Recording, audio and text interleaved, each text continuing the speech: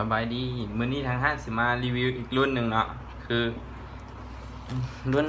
M1911A เป็นปืนของ WE ผลิตจากไต้หวันเลยเนาะปืนไต้หวันแท้เลย มาเปิดกล่องกัน ในกล่องมีคู่มือการใช้งานนั่นนู่นนี้มี1 แม็กปืนปืนนี่มาเป็นสีเงินเนาะเงางามเลยเนาะสีเงิน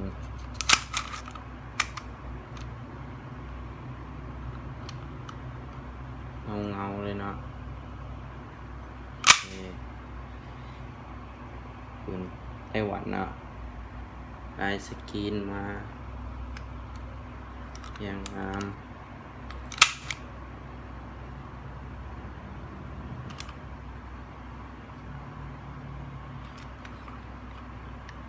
คลิปมือนี่เฮ็ดมาจากยางเด้อทูเมนไม้เป็นยางนี่เลยนี่คือกัน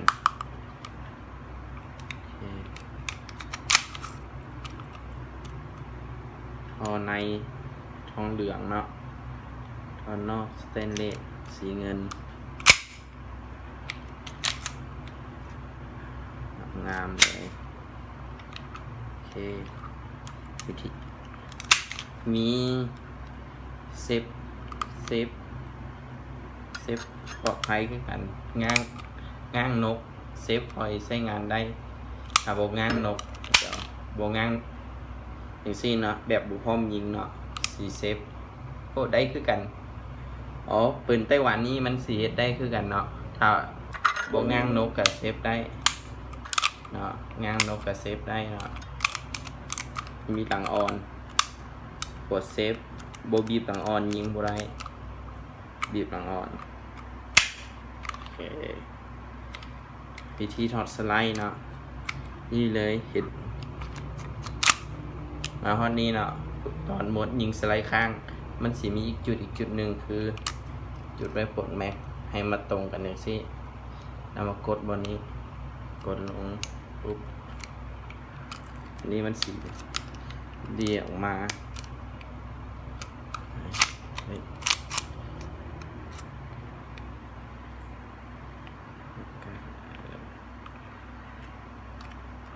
เดี่ยออกมา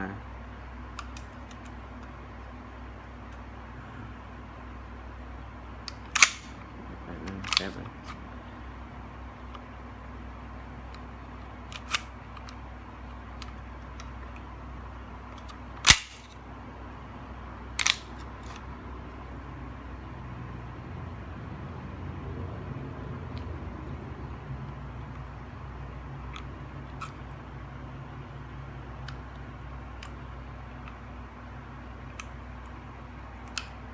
นี่ออกมา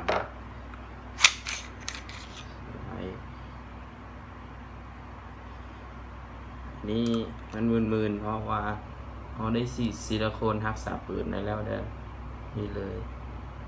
มันสิเงาหน่อยหนึ่งส่วนนี้บนนี้ไว้ตอนนี่เลยตอนสไลด์แล้วสิดึงกลับไปมา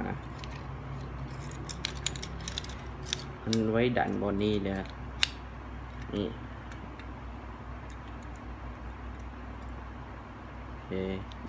ส่วนบนนี้นี่เลยบนปรับลูกเหินลูกปรับถอยหลังแปลว่าเหินปรับไปหน้าแปลว่าลุกลงมาถ้ายิงโบเห็นเวลายิงมันโบแม่นหรือมีอย่างไรมาปรับบนนี้ได้เป็นตามสไตล์ไผสไตล์มันปรับเอาเลยได้แล้วนะเอานี้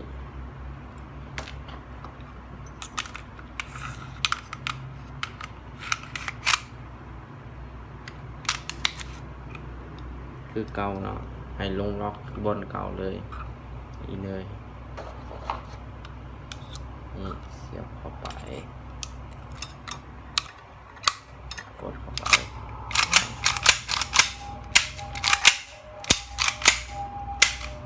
โอเคนี่แม็กงามๆเลยเงาแม็กปืนไต้หวันกับแม็กปืนจีนมันสิต่างกันบอนนี้บนใช้ลูกนี่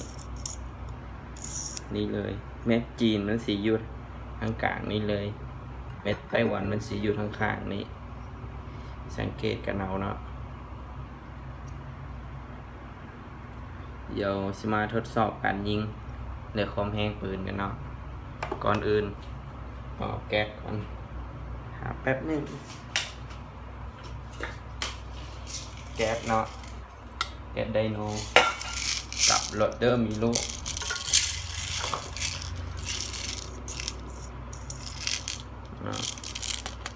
ถ้ามีโหลดเดอร์มันกินง่ายน้อยหนึ่งกดลงมาเลย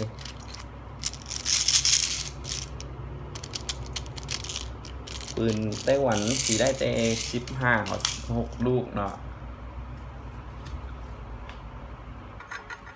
วิธีเติมแก๊ส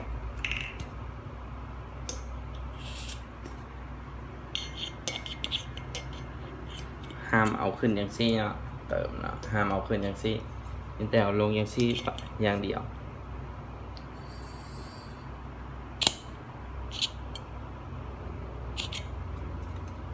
แก๊สสิหมดละยานแก๊สหมดละคมแหงบ่ได้แบบนี้เป็นสไลด์ปล่อย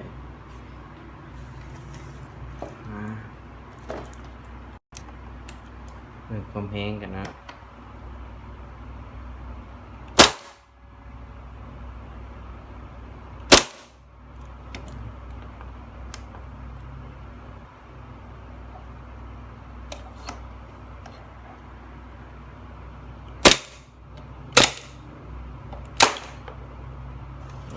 ทับกับเลยครับ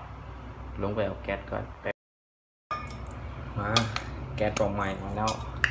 ตัวเดิมกี่แก๊สหมดมา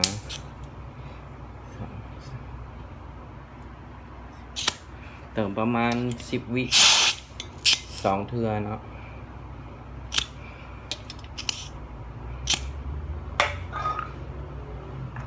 เติมความแห้งตอนแก๊สเต็มเป็นยังไง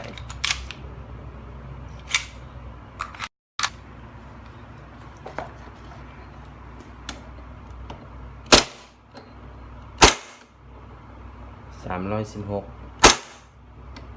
315 312 300เนาะเพราะว่ายิ่งไปมันแก๊สมันสีน้อยลงเร่งอัดมันจะน้อยลงมันสีคอยลงเนาะ308 306 เนาะน้ำมันสีลดลงเพื่อเพราะว่าแก๊สมันสีเต้มันกะ300 บวกประมาณนั้นลูกหมดสไลด์ค้างแล้วโอเคลูกหมดถ้าลิ้นหมดแล้วให้ปล่อยแก๊สทิ่มเลยเนาะเห็นเนาะโอเคแล้วก็ทางห้างจะมีกิจกรรมเริ่มต้นแต่วันที่1 หาวันที่30จะแจกปืน